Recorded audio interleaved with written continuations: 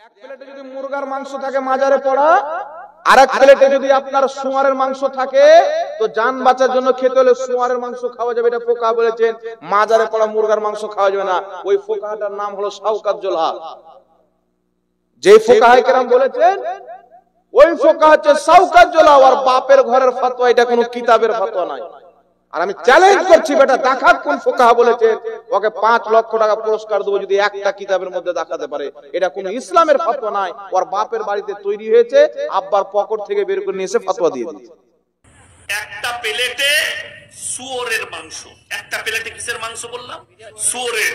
আর একটা প্লেটে ওই মাজারের পড়া মুরগির মাংস আছে। জান বাঁচানোর জন্য আপনি খেতে পাবেন হারাম জিনিস। তো উলামারা মতামত দিচ্ছে, মুহাদ্দিসিনরা, ফাকিরা, যে দুটো প্লেটে, একটা প্লেটে যদি শুয়োরের মাংস থাকে আর একটা প্লেটে যদি মুরগির মাংস থাকে, ওই মাজারে পড়া মুরগি, ওই মুরগিটা খাওয়ার থেকে শুয়োরের মাংস 2 পিস খাওয়া অনেক উত্তম। আমার হাতে একটি কিতাব, এই কিতাবটির নাম হচ্ছে তাফসিরাতে আহমদিয়া। এই কিতাবটি ছাপা হয়েছে দেওবন্দ থেকে। এই কিতাব পুরাতন ছাপও আছে, নতুন ছাপ। এটা হচ্ছে পুরাতন ছাপ, আমার হাতে আছে। দেওবন্দ থেকে ছাপা হয়েছে। লেখকের নাম হচ্ছে ইমাম মোল্লা জীওয়ান রহমাতুল্লাহ আলাইহি। জিনার কিতাব পড়ে ওই পোল্ট্রি মুরগির বাপ শাওকাত মৌলভী হয়েছে। জিনার লেখা কিতাব নুরুল আনোয়ার দেওবন্দ মাদ্রাসায় পড়া হয়, নাদুয়া মাদ্রাসায় পড়া হয়, সাহারানপুরে পড়া হয়। শাওকাত জোলহার মাদ্রাসায় যদি ফাজিলাত অবধি হয়, ওর মাদ্রাসাতেও পড়ানো হয়।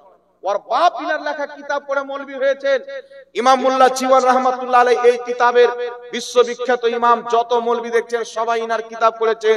এই কিতাবের 46 নাম্বার পৃষ্ঠার মধ্যে লিখছে, মুসলমান আল্লাহর নেক ওলি বান্দাদের মহব্বতে তাদের দরবারে নাজরানা স্বরূপ ইসালে সওয়াবকে কেন্দ্র করে যারা খাসি নিয়ে যায়, মুরগা নিয়ে যায়, জবাই আল্লাহর নামে করে, তিনি বলছেন হালালুন তাইয়্যিবুন, এটা হালাল এবং পবিত্র। জোরে বলেন সুবহানাল্লাহ। হালাল এবং পবিত্র ইনি বলছেন। আমি ওই হারামখোরকে বলবো, শুয়ার চাইতে যদি বেশি হারাম হয়, যেই ব্যক্তি হারামকে হালাল বলবে ওই ব্যক্তি কাফির। তো তুমি যদি তোমার ফতোয়ায় হক থাকো আর বাপের বেটা থাকো, মুনাফিকের বাচ্চা না থাকো, তাহলে ইমাম মোল্লা জীবনের উপরে কাফিরের ফতোয়া লাগাও। লাগাবে না বাবা, জানে যে ইনি আমাদের বাপেরও বাপ। কথা বুঝতে পেরেছেন? সকলের গ্রহণযোগ্য মুহাদ্দিস ফুকাহা, ইনাদের হুকুম আল্লাহ কোরআন পাকে মানতে বলেছেন, উলিল আমরে মিনকুম, হক্কানি ফকিদের হুকুম মানো। জোরে বলতে হবে সুবহানাল্লাহ। এবার চলে আসেন বাবা, আপনাদেরকে আরেকটি দেখাচ্ছি যে এরা কি খায়। মাজারের হালাল জিনিসকে তো শুয়ার চাইতে হারাম বানিয়ে দিল। আরেকটা এখানে আপনাকে পয়েন্ট বলে দিই। আচ্ছা বলেন তো বাবা, আল্লাহ যেটাকে হারাম বলেছে সেটা বড় হারাম, না মৌলভী যেটাকে হারাম বলবে সেটা বড় হারাম? আল্লাহ যেটাকে হারাম বলবেন, আল্লাহর চাইতে বড় হারাম কিছু হতে পারে না। আর এ বেটা বলছে আল্লাহ শুয়ারকে হারাম করেছেন, মাজারে মুরগাকে বেটা নিজে হারাম বললো, আর বলছে শুয়ার চাইতে বেশি হারাম, মানে আল্লাহর চাইতে আমি বেশি বড় হারাম বানাচ্ছি। দেখ, নাউজুবিল্লাহ বলে। তো তার ফতোয়া অনুযায়ী তো সেই তো নিজে শিরিক করলো, তাদের কায়দা অনুযায়ী, রুলস অনুযায়ী সে তো নিজেই শিরিক করলো। আর যে নিজে শিরিক করে মানুষের উপরে শিরকের অপবাদ দেয়, এরকম মুনাফিক থেকে সাবধান থাকতে হবে। আমি দলিল দিয়ে দিলাম, তাফসিরাতে আহমদিয়া দেওবন্দের ছাপ 46 নাম্বার পৃষ্ঠা। আল্লাহ ওয়ালাদের মাজারে যে খাসি নিয়ে যায়, জবাই আল্লাহর নামে করে, ওটা খাওয়া হালাল এবং জায়েজ। জোরে বলেন সুবহানাল্লাহ। আর ওকে কিয়ামত পর্যন্ত চ্যালেঞ্জ দিলাম, একটা ফোকাহা যদি দেখিয়ে দেয়, হারাম তো দূরে থাক, নাজায়েজ তো দূরে থাক, শুধু নিষেধ যদি দেখিয়ে দেয়, তাকে 5 লক্ষ টাকা পুরস্কার দেবো। বাপের বেটা থাকলে দেখাক, মরে কবরে চলে যাবে, কিন্তু দেখানোর ক্ষমতা হবে না। এবার তারা কি খায় দেখেন, এই দেখেন কিতাব, কিতাবটির নাম হচ্ছে ফাতাওয়া রশিদিয়া। দেওবন্দি দলের প্রতিষ্ঠাতা রশিদ আহমদ গাঙ্গুহি, তবলিগি জামাতের প্রতিষ্ঠাতা ইলিয়াস কান্দেওয়ালির পীর ও মুর্শিদ কি লিখছেন দেখেন। ওরা খায় কি, একটু লক্ষ্য করে শুনেন। মাজারের হালাল জিনিসকে তো হারাম বললো, এ বেটা খায় কি একটু দেখেন। এই কিতাবের পৃষ্ঠা নাম্বার 488 নাম্বার পৃষ্ঠার মধ্যে কি লিখছেন একটু দেখেন। হ্যাঁ, 488 নাম্বার পৃষ্ঠায় শাওকাত মৌলভীর বাপেরও বাপ, বাবারও বাবা লিখছেন কি দেখেন। এই কিতাবের মধ্যে লিখছেন, সওয়াল हिंदुओं के त्योहार होली या दिवाली में अपने उस्ताद या हाकिम या नौकर को खेले या पूरी या और कुछ खाना बतौर तोहफा भेजते हैं। इन चीजों का लेना और खाना मुसलमान हाकिम या नौकर मुसलमान को दुरुस्त है या नहीं? মানে লিখছে হিন্দু ভাইদের দিওয়ালি হোলি এগুলো যে পূজা হয় না, ওই যে পূজাতে যে পরাঠা টারাঠা যে পূজা করা হয়, প্রসাদ টারসাদ এইগুলো এবং আরো অন্যান্য কিছু, মানে যে কালী বলে পাঠা জবাই করা হয়, এই পাঠার মাংস যদি পাঠায় তো খাওয়াটা ঠিক না ভুল? তো জবাব দিচ্ছে যখন জবাব দুরুস্ত হে, খাওয়াটাও সঠিক। আল্লাহর কসম দেখলেন, আপনি কিতাব নিয়ে যান, আর যদি বলে মিথ্যা বলছি এখানে ডেট করবেন, ইনশাআল্লাহ আসবো। পাঠা খাওয়া যায়, মন্দিরের প্রসাদ খাওয়া যায়, যেটা হারাম কালীর নামে জবাই করা হয়। হিন্দু ভাইরা খাচ্ছে, ওনাদের ধর্ম ওরা করবে, আমাদের ধর্ম আমরা করবো নাকি? আমরা দ্বন্দ্ব চাই না। এটাকে ফোকাহায়ে কেরাম হালাল বলেছেন, দলিলে যেটা হালাল প্রমাণিত সেটাকে সোয়ার চাইতে হারাম বলে দিল, যেটা আল্লাহর নাম নিয়ে জবাই করা হয়। কিন্তু যেটা ইয়া কালী বলে পাঠা জবাই করা হয়, এই পোল্ট্রি মুরগির বাপ বলছে ওই পাঠার মাংস খাওয়া যায়, মন্দিরের প্রসাদ খাওয়া যায়, দিওয়ালি হোলিতে যে পুরি তৈরি করা হয়, আরো কিছু তৈরি করা হয় পূজোর জন্য, সেইগুলো খাওয়া যায়। তো চিন্তা করেন, এদেরকে মূর্তির সাথে তো মোহাব্বত আছে, কিন্তু আল্লাহ ওলিদের সাথে কত দুশমনি আছে। আর আল্লাহ ওলিদের সাথে যাদের দুশমনি, তাদের উপরে শরীয়তের কি ফতোয়া জানেন? আল্লাহ তাবারাক ওয়া তাআলা বলছেন, মান আদালি ওয়ালিয়ান, যেই ব্যক্তি আমার ওলির সাথে দুশমনি করলো, ফাকাদ আযানতুহু বিল হারব, আমি আল্লাহ তার সাথে যুদ্ধ ঘোষণা করলাম। এটা হচ্ছে বুখারী শরীফের হাদিস। ওলির দুশমন সেই ব্যক্তি আল্লাহর দুশমন। তবে একটাই কথা বলবো, ওই পোল্ট্রি মুরগিকে আর শাওকাতুল্লাহকে যে তোমরা বাপ বাটা পাঁঠার মাংস খাও, আমরা ওলিদের দরবারে যে আল্লাহর নাম নিয়ে হালাল জবাই করা হয় সেটা খাবো না। কি বলেন? আমার হাতে কিতাব দেখছেন, তাজকিরাতুল খলিল, দেওবন্দীদের বড় মৌলভী আশিক এলাহি মির্ঠি এই কিতাবটি লিখছেন। এই কিতাবের মধ্যে কি লিখছেন? এই কিতাবটির মধ্যে লিখছে জাকারিয়া বুক ডেপো, ভিওয়ান্ডি থানা, মহারাষ্ট্র, বোম্বে থেকে ছাপা হয়েছে জাকারিয়া বুক ডেপো। এই কিতাবে ওই শাওকাতুল্লাহর বেটার বড় বাপ কি লিখছে? এই কিতাবের 96 নম্বর পৃষ্ঠা। কি কি খায় দেখেন, শুধু মন্দিরের পাঁঠা নয়, আরো কি কি খায় দেখেন। এই কিতাবটির নাম তাজকিরাতুল খলিল, আশিক এলাহি মির্ঠি, দেওবন্দের বড় মৌলভী লিখছেন, মাওলানা জাকারিয়ার ব্যাপারে লিখছেন। জাকারিয়াটাকে বা ইজাফা হাওয়াসি, মাওলানা জাকারিয়াকে কিছু কিছু জিনিস ইজাফা করেছেন এবং হাসিয়া চড়ালছেন। যে জাকারিয়ার ফাজাইল আমল দিয়ে তবলিগি জামাত মানুষকে তবলিগ করে, বুঝতে পারছেন? কি লিখছেন দেখেন, লিখছেন, হ্যাঁ, बी उम्मी की उम्र तवील हुई और उन्होंने नवासों की औलाद को भी देखा। आखिरी उम्र में बसरत और चलने फिरने से माजूर हो गई थी और मर्जुल मौत में 3 साल कामिल साहिबे फराश रहे, मगर न कल्बी व लिसानी जिक्रुल्लाह में फर्क आया और न सब्र रजा पर कज़ा में कमी लाहिक हुई। जिस मरीज को 3 साल मर्ज इमसाल में इस तरह गुजरे कि करवट बदलना भी दुश्वार हो, उसके मुतालिक ये ख्याल बेमौका ना था कि बिस्तर की बदबू धोबी के यहाँ भी ना जाएगी, मगर देखने वालों ने देखा कि गुस्ल के लिए चारपाई से उतरने पर बोतड़े निकाले गए जो नीचे रख दिए जाते थे, तो उनमें बदबू की जगह खुशबू और ऐसी निराली महक फूटती थी कि एक दूसरे को सुहाता और हर मर्द औरत ताज्जुब करता था। चुनांचे बेगैर धुलवाए उसको तबर्रुक बनाकर रख लिया गया। তবলিগি জামাতের প্রতিষ্ঠাতা ইলিয়াস কান্দাওয়ালি সাহেবের নানি 3 বছর পর্যন্ত বিছানায় পড়েছিল, মার্জে ইমসাল কন্টিনিউ পায়খানা বের হতে থাকে 3 বছর পর্যন্ত। বিছানাতে কন্টিনিউ পায়খানা বের হতে থাকে 3 বছর পর যখন মরলো তো ধোবিকে ডাকা হলো, যারা আপনার গুটু সাফ করে তাদেরকে ডোমচামারকে ডাকা হলো। ডাকার পরে ওই যে আপনার নেকড়া টাকড়াকে বের করা হলো, বের করার পরে ধুইতে নিয়ে যাবে তো দেখছে ওখানে বাদবুর জায়গাতে খুশবু ছিল, বাদবুর জায়গাতে, গন্ধর জায়গাতে সেন্ট ছিল, খুশবু ছিল। তখন লোক এক অপরকে সুঙাতে আরম্ভ করলো যে সুঙো সুঙো, সব শুনছে তো এতে কোনো বাদবু নাই, একবারে খুশবু। তো বিনা ধুয়ে ওই আপনার ইলিয়াস কান্দাওয়ালি সাহেবের নানির বুকে তাবাররুক বানিয়ে রেখে দিল। একটু ও লেলে, একটু তুমি নিয়ে নাও, একটু তুমি নিয়ে নাও, তাবাররুক বানিয়ে রেখে নিল। সকাল সন্ধ্যা একবার করে চাটবে, বুঝতে পারছেন?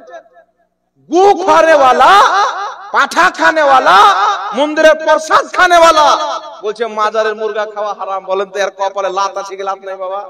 এই জন্য বলছি না তুম সদমে হামে দেতে না ইউ বদ মারাইয়া হতি না খুলতি রাজে সরবস্তা না ইউ রুসওয়াইয়া হতি কাগজ का ये लिबास बदन से उतार दे बारिश बरस गई तो मुंह कहां छुपा হুজুর হাফিজে মিল্লাত বলছে কাউকে ছেড়িও না, কাউকে কিছু বলিও না, আর কেউ যদি বলে দেয় ওকে ছাড়িও না। যখন আমাদের উপর আঙুল তুলেছে বাবা জবাব দিতে হবে কি হবে না? তো তোমার নানির ইলিয়াস কান্দেওয়ালি সাহেবের নানির পায়খানা চাটনেওয়ালা, মন্দিরের পাঁঠার মাংস খানেওয়ালা, প্রসাদ খানেওয়ালা আমাদেরকে বলছে মাজারে পড়া মুরগা খাই জাহাঙ্গীর মৌলভী। তো মাজারে পড়া মুরগা আল্লাহর নাম নিয়ে জবাই আলহামদুলিল্লাহ খাই, তাতে কি আছে?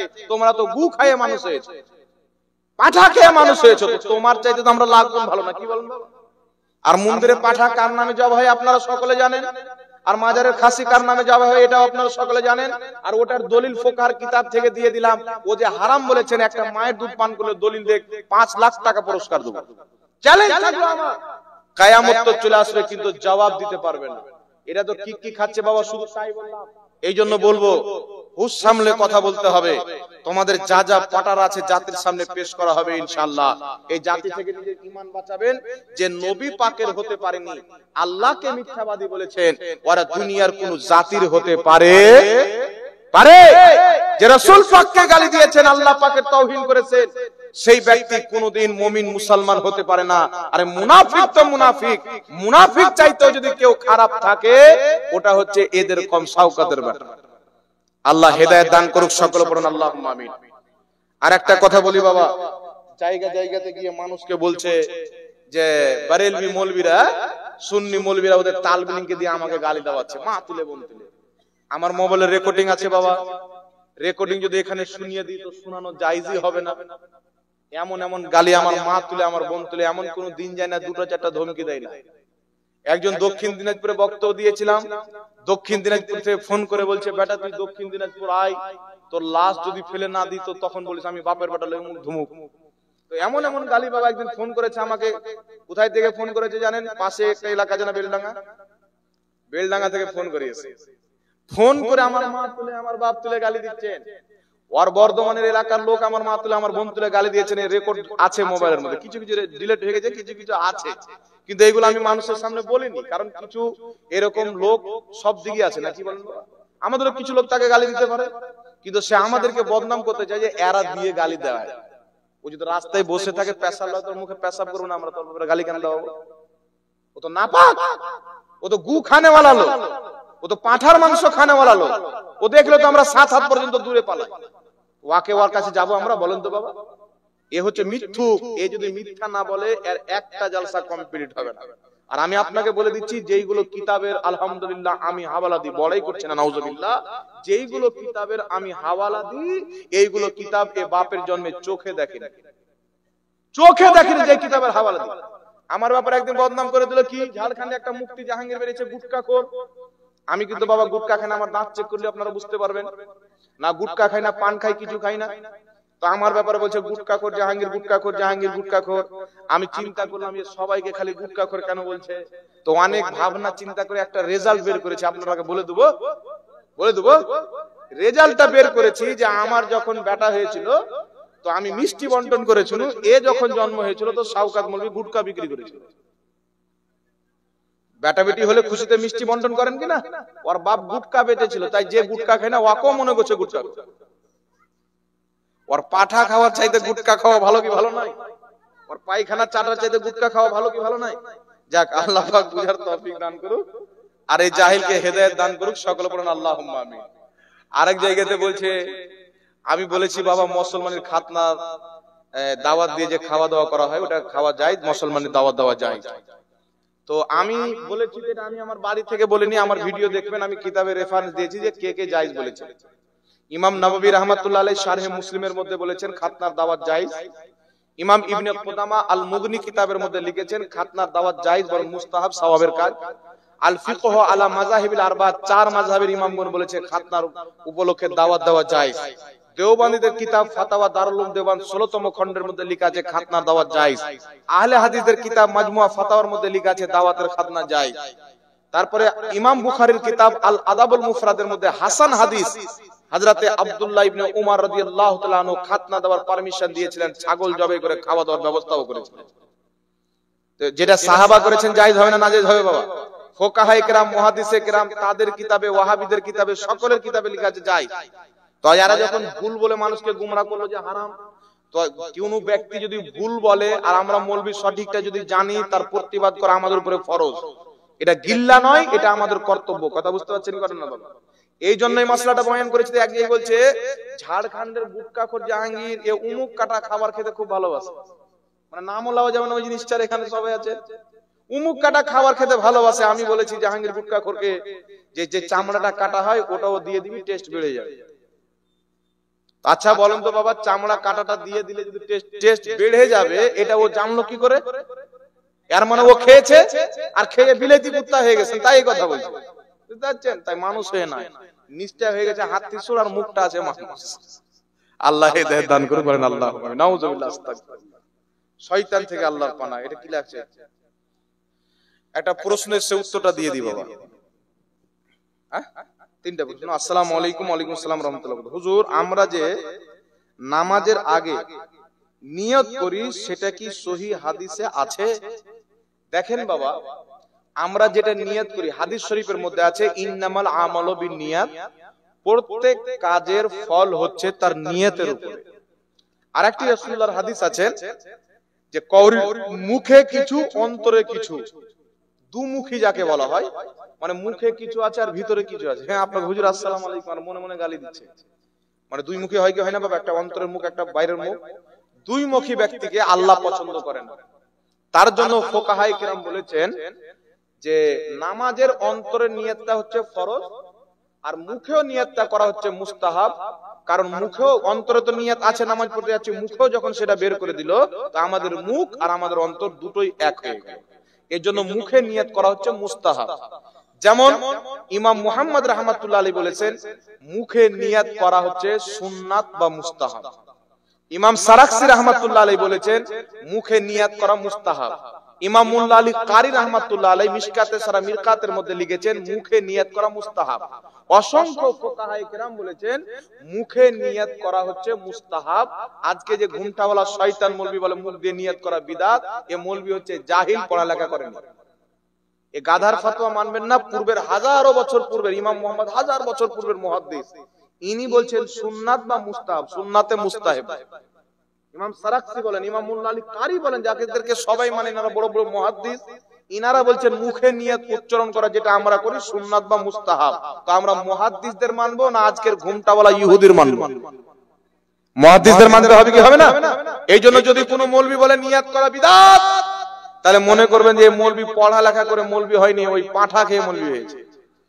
বুঝতে পারলেন? তাই এদের বক্তব্য শুনবেন না। আল্লাহ হেদায়েত দান করুন, আমিন সুম্মা আমিন। তারপরে কি লেখা আছে? আমরা যে নামাজের পরে দোয়া করি সম্মিলিত ভাবে, সেটা কি সহিহ হাদিসে আছে? দেখেন বিরাদর ইসলাম, নবী পাক সাল্লাল্লাহু আলাইহি সাল্লামকে আল্লাহ হুকুম করেছেন ফাইদা ফারাগতা ফানসাব। আল্লাহ বলছেন মাহবুব, যখন তুমি নামাজ থেকে ফারিগ হবে দোয়াতে পরিশ্রম করো। হযরতে আব্দুল্লাহ ইবনে আব্বাস সাহাবী তাফসীর করছেন, তাফসীর ইবনে আব্বাসের মধ্যে ফাইদা ফারাগতা ফানসাব, তুমি নামাজ থেকে ফারিগ হলে দোয়াতে পরিশ্রম করো, অর্থাৎ ফরজ নামাজ থেকে যখন শেষ করবে তখন সঙ্গে সঙ্গে দোয়াতে লিপ্ত হয়ে যাও। জোরে বলেন সুবহানাল্লাহ। তো ফরজ নামাজের পরে দোয়া করা আল্লাহর হুকুম। এবার কথা হচ্ছে সবাই মিলে বা হাত তুলে দোয়া করা যাবে কি যাবে না?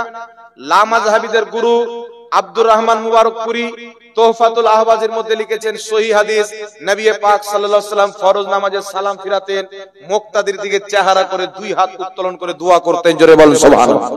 তো ফরজ নামাজের পর দোয়া করা কোরআনের হুকুম, হাত তুলে দোয়া করা নবী পাক সাল্লাল্লাহু আলাইহি ওয়াসাল্লামের সুন্নাত।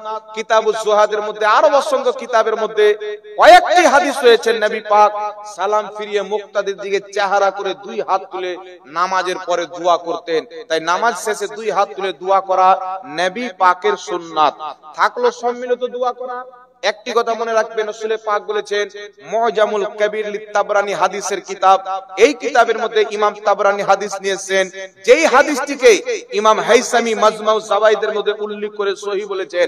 রাসূল কায়নাত বলছেন যখনই মুসলমান দলবদ্ধভাবে সবাই মিলে হাত তুলে আল্লাহর কাছে দোয়া করে, একজন দোয়া করবে, বাকি সবাই আমিন বলবে, আল্লাহর প্রতি ওয়াজিব হয়ে যায় তারা দোয়াতে যা চাইবে তা দেওয়া। জোরে বলেন সুবহানাল্লাহ। হাকিম আল মুস্তাদরাক আলা সাহিহাইনের মধ্যে হাদিস, রাসূল পাক বলছেন যেখানে মুসলমান দলবদ্ধভাবে হাত তুলে আল্লাহর কাছে দোয়া করে, একজন দোয়া করবে বাকি সবাই আমিন বলে, আল্লাহ তাদের দোয়া কারেন্টের মতন কবুল করে নেয়। রাসূল পাক বলছেন আমাকে আমিন দেওয়া হয়েছে, মুসা নবীকে আমিন দেওয়া হয়েছিল, মুসা নবী দোয়া করতেন, হারুন আলাইহিস সালাম আমিন বলতেন, অনুরূপ ভাবে আমার একজন উম্মত দোয়া করবে, বাকি সব যারা থাকবে আমিন আমিন বলবে, আল্লাহ তাদের দোয়া অবশ্যই কবুল করবে। জোরে বল সুবহানাল্লাহ। নবী বলছেন যেখানে মুসলমান দলবদ্ধভাবে দোয়া করবে, তো নামাজে মুসলমান দলবদ্ধ হয় কি হয় না, জানাজাতে দলবদ্ধ হয় কি হয় না, কাফন মাটি দেওয়ার সময় দলবদ্ধ হয় কি হয় না, জালসাতে দলবদ্ধ হয় কি হয় না। সুতরাং যেখানে মুসলমান একত্রিত হয় ওই প্রত্যেক জায়গাতে সম্মিলিত দোয়া করা নবীর হাদিস মোতাবেক। কেউ যদি বলে নামাজের পর করা যাবে না, জানাজার পরে করা যাবে না, নবীর আম হাদিসকে সে খাস করতে চাইলো, নবীর আম হাদিসকে খাস করা হচ্ছে বিদআত। যারা বলে ফরজ নামাজের পর দোয়া করা যাবে না তারা হলো বিদআতি, আর যারা দোয়া করে তারা হলো সুন্নতি। সুবহানাল্লাহ। আরেকটা হাদিস আপনাকে শুনিয়ে দিই, লামাযহাবীদের গুরু ইবনে তাইমিয়ার ছাত্র ইমাম ইবনে কাসির নিজের কিতাব আল বিদায়া ওয়ান নিহায়ার মধ্যে সহিহ সনদে হাদিস নিয়ে এসেছেন। ইমাম তাবারী রাহমাতুল্লাহ আলাইহি তারিখে তাবারীর মধ্যে হাদিসটিকে উল্লেখ করেছেন। হযরতে আলা বিন হাজরামি রাদিয়াল্লাহু তাআলা আনহু, যিনাকে নবী পাক সাহাবায়ে কেরামের সরদার বানিয়ে জিদ্দে পাঠিয়েছিলেন, জিদ্দ থেকে ফেরার পথে একটি জায়গাতে রাত্রি হয়ে গেল, তিনারা ঘুমিয়ে পড়লেন। ফজরের টাইমে নামাজের টাইমে উঠে দেখছেন তিনারা যে সাওয়ারিতে গিয়েছেন একটাও সাওয়ারি নাই, সব কোথায় হারিয়ে গেছেন। আজান হলো, ফজরের নামাজ পড়লেন, আলা বিন হাজরামি ইমাম হলেন, বাকি সমস্ত সাহাবা মুক্তাদি হলেন, নামাজ পড়লেন, নামাজ পড়ে সালাম ফিরালেন। সালাম ফিরানোর পর হযরতে আলা বিন হাজরামি নিজের দুইখানা হাতকে উত্তোলন করে দোয়া আরম্ভ করলেন। পিছনে যত সাহাবী মুক্তাদি ছিলেন তারা যখন দেখছেন যে আমাদের ইমাম আলা বিন হাজরামি দোয়া চালু করেছেন, সবাই হাত তুলে আমিন আমিন বলতে লাগলেন। আলা বিন হাজরামি দোয়া করছেন, প্রত্যেক সাহাবা আমিন আমিন বলছেন। এত লম্বা দোয়া করলেন, সূর্য বেরিয়ে চলে আসলো, তিনাদের হাওয়া হারানো সাওয়ারিগুলি আল্লাহ পাক দোয়া কবুল করে ফিরিয়ে দিল। জোরে বল সুবহানাল্লাহ। তো ফরজ নামাজের পর ইমাম সাহেব দোয়া করবে, বাকি সমস্ত মুক্তাদি আমিন বলবে। এটা হযরতে আলা বিন হাজরামি সহ প্রত্যেক শত শত সাহাবীর সুন্নাত। একে যারা বিদাতি বলবে ওদের 14 গোষ্ঠী বিদাতি, জাহান্নামের কুকুর দেখতে হলে ওই মৌলবীকে দেখলে। সাহাবার কর্মকে যারা বিদআত বলবে, আর নবী বলেছেন যেখানে মুসলমান সম্মিলিতভাবে দোয়া করবে আল্লাহ কারেন্টের মতন কবুল করবে। তাহলে সম্মিলিত দোয়া থেকে কোনো মৌলবী যদি বাধা দেয়, বলে এই ফরজ নামাজের পর করতে হবে, কোথায় আছে? তো নবী বলেছেন ফরজ নামাজের পর বাদ দিয়ে করবে, কোথায় আছে? কথা বুঝতে পারলেন বাবা? নবী বলছেন যেখানে মুসলমান দলবদ্ধভাবে দোয়া করবে, একজন দোয়া করে বাকি সবাই আমিন বলবে, সবাই হাত তুলে, তাদের দোয়া অবশ্যই আল্লাহ কবুল করবে। তো আমরা ফরজ নামাজের পর করি। কেউ যদি বলেন নবী তো করতে বলেছেন সম্মিলিত দোয়া, ঠিক আছে, কিন্তু ফরজ নামাজের পরে করো, কোথায় আছে? তো নবী বলেছেন ফরজ নামাজের পরে করিও না, কোথায় আছে? নবী আম হুকুম করেছেন, নির্দিষ্ট করেননি, কোন সময়, কোন জায়গা, কোন কালের সাথে নির্দিষ্ট করেননি। সুতরাং প্রত্যেক ওই পবিত্র জায়গা যেখানে মুসলমান একত্রিত হয়, সম্মিলিত দোয়া করলে নবীর হুকুম পালন করা হলো। আর যারা বিদআত বলে তারা শয়তানের হুকুম পালন করলো। শয়তানের, এটা ওদের বাবার ঘরের ফতোয়া। আর সাহাবা ফরজ নামাজের পর হাত তুলে দোয়া করেছেন। এখন বলবে হুজুর সাহাবা তো এক ওয়াক্তের নামাজের পর করেছেন ফরজের, আপনারা 5 ওয়াক্ত কেন করেন? তো সাহাবা এক ওয়াক্ত নামাজের পরে সম্মিলিতভাবে দোয়া করেছেন, ইমাম দোয়া করেছেন, মুক্তাদি সব আমিন বলেছেন। 5 ওয়াক্ত নামাজের পর সম্মিলিত দোয়া করার দলিল হয়ে গেল, জায়েজ হয়ে গেল। জায়েজ হওয়ার জন্য সাহাবায়ে কেরামের একবার করা যথেষ্ট। কথা বুঝছেন বাবা? যেমন আমাদের নবী জীবনে একবার হজ করেছেন, তো দুবার হজ করা কি নাজায়েজ আছে? জোরে বলেন, নাজায়েজ আছে? আমার আপনার নবী জীবনে একবার আজান দিয়েছে, তো 5 বার আজান দেওয়া কি নাজায়েজ আছে? তো সাহাবায়ে কেরাম একবার করলেন মানে তো জায়েজ হয়ে গেল, কিয়ামত পর্যন্ত জায়েজ। কোন মায়ের লাল অবৈধ প্রমাণ করতে পারবে না। যারা অবৈধ বলবে তারা শয়তানের সাথে জাহান্নামে যাবে, যারা আমল করবে তারা সাহাবায়ে কেরামের পিছে পিছে জান্নাতে যাবে। জোরে বলেন সুবহানাল্লাহ। আল্লাহ পাক বুঝার তৌফিক দান করুন, আমিন সুম্মা আমিন। রাসূল সাল্লাল্লাহু আলাইহি সাল্লামের ইন্তিকালের পরে ইলমে গায়বের খবর জানেন? রাসূল সাল্লাল্লাহু আলাইহি সাল্লাম ইন্তিকালের পরে ওই ইলমে গায়বের খবর জানেন? রাসূল সাল্লাল্লাহু আলাইহি সাল্লাম এখন ইন্তিকালের পরে বাদ দেন, নবী পাক টোটালি গায়েব জান না, এরকম কিছু লোকের ধারণা। কুরআন পাকে আছে, আল্লাহ বলেন জমিন আসমানে আল্লাহ ছাড়া কেউ গায়েব জানে না। আছে না নাই? কুরআন পাকে আছে। নবীকে আল্লাহ বলতে বলেছেন মেহবুব বলো যদি আমি গায়েব জানতাম অনেক কল্যাণ একত্রিত করে নিতাম, ইল্লা মাশাআল্লাহ, কিন্তু আল্লাহ যে চাই। মানে আমি গায়েব জানি না। আল্লাহ বলছেন জমিন আসমান আল্লাহ ছাড়া কেউ গায়েব জানে না। আবার কোরআন পাক সূরা জিন আয়াত নাম্বার 26 এবং 27 এর মধ্যে আছে, আল্লাহ বলছেন আলিমুল গায়বি ফালা ইযহিরু আলা গায়বিহি আহাদান ইল্লা মান ইরতাদা মির রাসূল। সূরা জিন আয়াত নাম্বার 26 এবং 27। আল্লাহ বলছেন আমি গায়েব জাননে ওয়ালা, আমার গায়েবের প্রতি কাউকে ক্ষমতামান করি না, ইল্লা মান ইরতাদা মির রাসূল, কিন্তু যেই রাসূলের প্রতি রাজি হয়ে যায় তাকে ইলমে গায়েব দিয়ে দিই। সূরা আলে ইমরান আয়াত নাম্বার 179, আল্লাহ বলছেন মা কানাল্লাহু লিইতলাআকুম আলাল গায়বি ওয়ালাকিন্নাল্লাহা ইয়াজতাবি মির রাসূলিহি মাইয়াশা। আল্লাহ বলছেন হে সর্বসাধারণ, তোমরা কি এটা মনে করো আমি আল্লাহ যাকে তাকে ইলমে গায়েব দিয়ে দেব? না, আমি আল্লাহ বেছে নিই আমার রাসূলগণের মধ্যে যেই রাসূলকে চাই তাকে ইলমে গায়েব দিয়ে দিই। জোরে বলেন সুবহানাল্লাহ। তো কোরআন পাকে দুই রকম আয়াত হয়ে গেল। এক রকম আয়াত আল্লাহ ছাড়া কেউ গায়েব জানে না, আর এক রকম আয়াত হচ্ছে আল্লাহ নবীগণকে ইলমে গায়েব দিয়ে থাকেন। তো আকীদা কি রাখতে হবে? দুই রকম আয়াতই মানতে হবে। তো ওয়াহাবীরা এক রকম আয়াত নিয়ে বলছে নবী ইলমে গায়েব জানে না, আল্লাহ ছাড়া কেউ জানে না, এক রকম আয়াত বাদ দিয়ে দেয়। এক রকম আয়াতকে নিয়ে আরেক রকমকে বাদ দিয়ে দাও, এটা মুসলমানের চরিত্র না মুনাফিকের চরিত্র? এটা মুনাফিকি, মুসলমান নয়। আমরা দুই ধরনের আয়াতকে মানে তাফসিরে নিশাপুরীর মধ্যে লেখা আছে, আল্লাহ যেখানে বলেছেন আল্লাহ ছাড়া কেউ গায়েব জানে না, নবী যেখানে বলেছেন আমি গায়েব জানি না, এর অর্থ হচ্ছে আল্লাহর না জানাতে কেউ গায়েব জানে না। কথা বুঝছেন? নিজে থেকে কেউ গায়েব জানে না, আল্লাহর না জানাতে কেউ গায়েব জানে না। কওরির না জানাতে জানা এটা একমাত্র আল্লাহর সিফাত, যার নিজের গায়েব। আর যেখানে আছে নবীগণ গায়েব জানে আমরা যেটা মানি ওটা আল্লাহর জানাতে মানে, যেটা কোরআন পাক সূরা জিন আয়াত নাম্বার 26 এবং 27, সূরা আলে ইমরান আয়াত নাম্বার 179 এর মধ্যে আল্লাহ নিজেই বলে দিয়েছেন আমি আমার নবীকে গায়েব দিই। জোরে বলেন সুবহানাল্লাহ।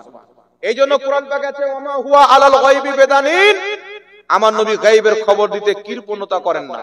আচ্ছা বলেন তো বাবা, আমি যদি বলি আপনার দান দিতে কৃপণতা করেন না, তো টাকা আছে তবেই তো দান দেন, নাকি বলেন বাবা?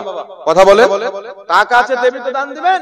তো নবী গায়েবের কথা বলতে কৃপণতা করেন না, গায়েব নবীর কাছে আছে তবেই তো কৃপণতা করেন না, না থাকলে কোথায় থেকে দান করবেন নবী? তো নবী পাক গায়েব জানেন। তারপরে কোরআন পাক আছে ওয়াল্লামনাহু মিন লাদুন্না ইলমা, আল্লাহ পাক বলছেন আমি খিজর আলাইহিস সালামকে ইলমে লাদুন্নি দিয়েছি। এই ইলমে লাদুন্নি কি? তাফসিরে বাইজাবির মধ্যে ইমাম বাইজাবি তাফসীর করছেন যে আল্লাহ যে ইলমে লাদুন্নির কথা বলেছেন, যেটা মুসা আলাইহিস সালাম খিজর আলাইহিস সালামের কাছে শিক্ষা নিতে গেছিলেন, ওটা হচ্ছে ইলমে গায়েব। আল্লাহ খিজর আলাইহিস সালামকে ইলমে গায়েব দিয়েছিলেন। জোরে বলতে হবে সুবহানাল্লাহ। ইমাম কাসতালানী রাহমাতুল্লাহ আলাইহি শারহে বুখারী মাওয়াহিবুল লাদুনিয়ার মধ্যে লিখছেন প্রত্যেক সাহাবার আকীদা ছিল নবী ইলমে গায়েব জানে। সাহাবায়ে কেরাম হুকুম দিতেন, ফতোয়া লাগাতেন যে নবীগণ ইলমে গায়েব জানে, সুতরাং আল্লাহর জানাতে নবী ইলমে গায়েব জানে। কেউ যদি এটা অস্বীকার করে ওই ব্যক্তি কাফির ও মুরতাদ। আল্লাহর জানাতে নবী ইলমে গায়েব জানে, এটা কেউ যদি না মানে ও মুসলমান না, ও কাফির। কোরআনকে অস্বীকার করা হবে, আর কোরআনকে অস্বীকারকারী মুসলমান থাকে না, কাফির হয়ে যায়। সুতরাং আকীদা রাখতে হবে আল্লাহর জানাতে নবী গায়েব জানে। জোরে বলেন সুবহানাল্লাহ। নবী পাক সাল্লাল্লাহু আলাইহি ওয়াসাল্লাম ইন্তিকালের পর নবী পাক সাল্লাল্লাহু তাআলা আলাইহি ওয়া আলিহি ওয়াসাল্লাম ইন্তিকালের পরেও নিজের উম্মতের খবর রাখেন। একটা হাদিস শুনিয়ে দি বাবা, যেহেতু চিঠিতে ইন্তিকালের পরে শব্দটাও ছিল। মাজমাউ জাওয়াইদের মধ্যে হাদিস ইমাম হাইসামি লিখেছেন, তিনি নিজে সহিহ বলেছেন। নবী পাক বলেন ইন্নী হায়াতি খায়রুল লাকুম ওয়া মামাতি খায়রুল লাকুম, নিশ্চয়ই আমার ইন্তিকাল, আমার বেঁচে থাকা দুটোই তোমাদের জন্য উত্তম। কারণ আমার ইন্তিকালের পর তোমাদের আমল সমূহ আল্লাহ আমাকে দেখাবেন, জানাবেন, আমি কবর থেকে জানতে পারবো। তোমাদের ভালো আমল দেখবো, তখন আল্লাহ পাকের শুকরিয়া আদায় করবো, আল্লাহ আমার উম্মতকে ভালো আমল করার তৌফিক দান করেছেন। আর তোমাদের যখন খারাপ আমল দেখবো, তখন আল্লাহর কাছে আমি তোমাদের হয়ে তোমাদের খারাপ আমলের গুনাহের ক্ষমা চাইবো। জোরে বলেন সুবহানাল্লাহ। তাহলে কি বুঝা গেল? নবী ইন্তিকালের পরেও আমাদের ব্যাপারে ইলম রাখেন, জ্ঞান রাখেন। নবী পাক আমাদের আমল কর্ম সমূহের খবর আল্লাহ আমাদের নবীকে দেন। জোরে বলেন সুবহানাল্লাহ। আরেকটা প্রশ্ন হলো যে মক্কা মদিনাতে কিয়াম হয় না, তো আমরা কেন এখানে কিয়াম করব? একটা কথা মনে রাখবেন বাবা, মক্কা মদিনায় আরবে যদি কিয়াম না হয়, যদি আমরা না করি, তাহলে আরবে যেটা হচ্ছে সেটা করতে হবে, নাকি বলেন? দেখবেন একটা কলকাতায় ভেড়া বেরিয়েছে, যে বলছে যে মক্কাতে নবী জন্ম নিলেন, মদিনাতে ইন্তিকাল করলেন। মক্কা মদিনাতে কোনো খোঁজ খবর নাই। মিলাদুন নবীর বাঙালিরা মাতাল হয়ে গেল পাকিস্তান আর বাংলাদেশে। তো বেটা মক্কা মদিনাতে চলে যাও। মক্কা মদিনার রাজধানী হচ্ছে রিয়াজ। রিয়াজের মাটিতে সিনেমা হল যখন উদ্বোধন করা হলো, ভারতের নায়ক নায়িকা সালমান খান, শিল্পা শেট্টিকে নিয়ে গিয়ে সারা রাত্রি ড্যান্স করানো হলো। তো তুমি ড্যান্স করো, নাকি বলেন? যেটা আরবে হচ্ছে ওটা করবো, যেটা হচ্ছে না করবো না। তো আরবে তো ওটা হয়েছে, ডান্স করা, তো তুমি ডান্স করো। তো এগুলো জাহিলদের প্রশ্ন বাবা। মক্কা মদিনাতে আজ থেকে এখন পর্যন্ত কিয়াম হয়। হাজি এখানে বসে আছেন, ইনি উমরা করতে গেছিলেন না, ইনাকে জিজ্ঞাসা করেন ইনি যখন মদিনা নবীর রওজাতে গিয়েছিলেন তো নবীকে সালামটা বসে দিয়েছিলেন না দাঁড়িয়ে, জিজ্ঞাসা করেন। প্রত্যেক হাজি যেই মৌলবি বলে নবীকে দাঁড়িয়ে সালাম দেওয়া যাবে না, ও বেটাও গিয়ে ওখানে দাঁড়িয়ে সালাম দেয়। ওখানে যদি বসে তো পাছা লাল করে দেবে মেরে পুলিশ, ডান্ডা নিয়ে ঘোরাঘুরি করে। তো সবচাইতে বেশি কিয়াম তো মদিনা নবীর রওজাতে হয়। কিয়াম মানে নবীকে দাঁড়িয়ে সালাম দেওয়া। তো নবীর রওজাতে তো গুদুর মুর্শিও গিয়ে সালাম দেয় দাঁড়িয়ে, যে মৌলবি বলে কিয়াম করা যাবে। কথা বুঝতে পারেন কি বলেন বাবা? এই জন্য এই জন্য দলিল মক্কা মদিনা নয়, দলিল হচ্ছে মক্কা মদিনাওয়ালা মুহাম্মদ রাসূলুল্লাহ। কথা বুঝতে পেরেছেন? মুহাম্মদ রাসূলুল্লাহ সাল্লাল্লাহু আলাইহি ওয়াসাল্লামের শরীয়তে কিয়াম করা জায়েজ। আর অসংখ্য হাদিস দিয়ে দিয়েছি আপনাদেরকে, আরো অনেক দলিল দিয়ে দিয়েছি। দেওবন্দীদের কিতাব থেকেও দেখিয়েছি, মুহাদ্দিসদের কিতাব দেখিয়েছি, ফুকাহায়ে কেরামের কিতাব থেকে দেখিয়ে দিয়েছি কিয়াম করা জায়েজ। যারা করবে নেকি পাবে, কিয়াম যারা করবে না এদের মধ্যে অবশ্যই শয়তানের কিছু আলামত আছে। কারণ শয়তান আদমের সামনে ঝুঁকিনি, এরা বলছে আমরা উঠবো না। তো বাপ ঝুঁকিনি, বেটা উঠবে? আল্লাহ হেদায়েত দান করুক, সকলে বলেন আল্লাহুম্মা আমিন। যাক, আমি আয়াতে কারিমা পাঠ করেছিলাম, আল্লাহকে ভয় করো, সত্যবাদীর সঙ্গী হয়ে যাও। এই জন্য বাবা আল্লাহ বলছেন লা তা'তাযিরু কাদ কাফারতুম বাদা ঈমানিকুম। কোন ব্যক্তি যদি ঈমান আনার পর নবী পাকের গুস্তাখি করে, তাওহীন করে, ওই ব্যক্তি কাফির হয়ে যাবে, আবার ইসলাম থেকে বেরিয়ে যাবে। তাই কেউ যদি মুসলমান হন, নবীর গুস্তাখ যারা, বেয়াদব যারা, এদেরকে তালাক দিতে হবে, নবীর গুস্তাখি থেকে বাঁচতে হবে, আল্লাহ রাসূলকে মহব্বত করে ঈমান নিয়ে থাকতে হবে। কেউ যদি ঈমান আনার পর নামাজ রোজা করার পর চুল পরিমাণে নবীর গুস্তাখি করে, ওই ব্যক্তি মুসলমান নয়। কথা বুঝছেন বাবা? ওই ব্যক্তি মুসলমান নয়। কেউ ঈমান আনার পর, মুসলমান হওয়ার পর রাসূল পাককে অপমান করলে মুসলমান থাকবে? এই জোরে বলেন, থাকবে? ইমাম কাজী আয়াজ বলছেন নবী পাকের চুলকে কেউ যদি অপমান করে চুলওয়া বলে দেয়, ও মুসলমান নয়। কেউ যদি নবীর জুতা মুবারককে অপমানের নজরে জুতুয়া বলে দেয়, ও মুসলমান নয়। তাহলে নবীর জুতার যদি এত সম্মান হয়, তাহলে নবী মুস্তাফার জাতের কত সম্মান হবে, হাস্তির কত সম্মান হবে। আল্লাহ পাক বুঝার তৌফিক দান করুক। আল্লাহ বলছেন, আল্লাহ তাবারাক ওয়া তাআলা বলছেন ওয়া তুআজ্জিরুহু ওয়া তুআক্কিরুহু, আমার নবীর খুব সম্মান করো, খুব তাজিম করো। তাই আমরা নবীর মহব্বতে না দেখে, সাহাবা দেখে দাঁড়াতেন, আমরা নবী পাককে না দেখে দাঁড়িয়ে সালাতু সালাম পাঠ করেন। ইয়া